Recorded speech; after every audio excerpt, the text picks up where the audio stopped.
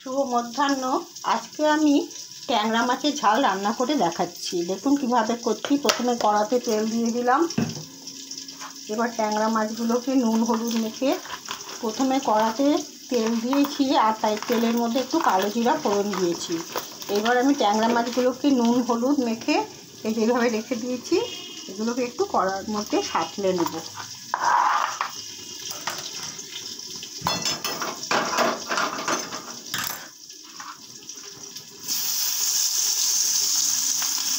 সব মাছগুলো একসাথে দিয়ে দিচ্ছি। ট্যাংরা মাছ খুব বেশি ভাজলে শক্ত হয়ে যায়, তাই একসাথে ভালো করে সাঁতলে নিচ্ছি। আপনারাও ঠিক এরকমভাবে করবেন, তাহলে ট্যাংরা মাছ শক্ত হয়ে যাবে না।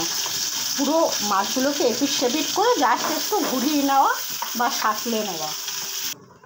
কড়াতে একটু তেল দিয়ে দিচ্ছি।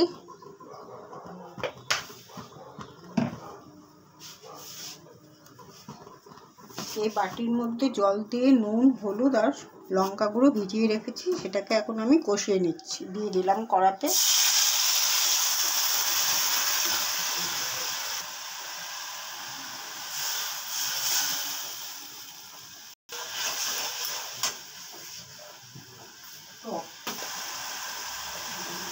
এবার আমি মশলার মধ্যে মাছগুলোকে ঢেলে দিলাম। না,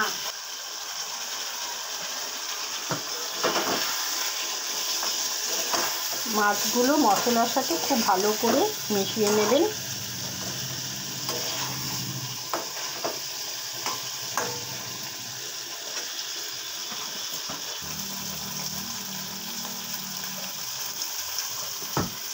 এবার আমি দিয়ে দিচ্ছি সামান্য একটু ঝোল। ঝোলটা ফুটে গেলে আমার রান্নাটা শেষ হয়ে যাবে, তবে সব শেষে ধনে পাতাটা দেব।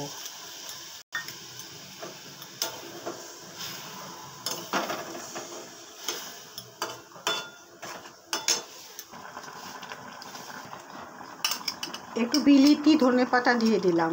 আমার বাড়ির ছাদ বাগানে করেছি। এখন তো এই আগে শীতকালীন ধনে পাতাগুলো খুব একটা ভালো পাওয়া যায় না, সেই কারণে আমি বিলিতি ধনে পাতা দিলাম। একটু ভালো করে ফুটে যাক। ঠিক এরকমটি হবে। আমার ট্যাংরা মাছের ঝাল তৈরি করা শেষ হয়ে গেছে। ঠিক এরকমটি হবে। আর সবশেষে আমি দুটো কাঁচা লঙ্কা দিয়ে দিচ্ছি, ভালো স্মেল হবে এই কারণে। এরপরে ঢেকে দিয়ে রাখবো। তাহলে আমার ভিডিওটা আজ এখানেই শেষ করছি। সবাই ভালো থাকবেন। নমস্কার।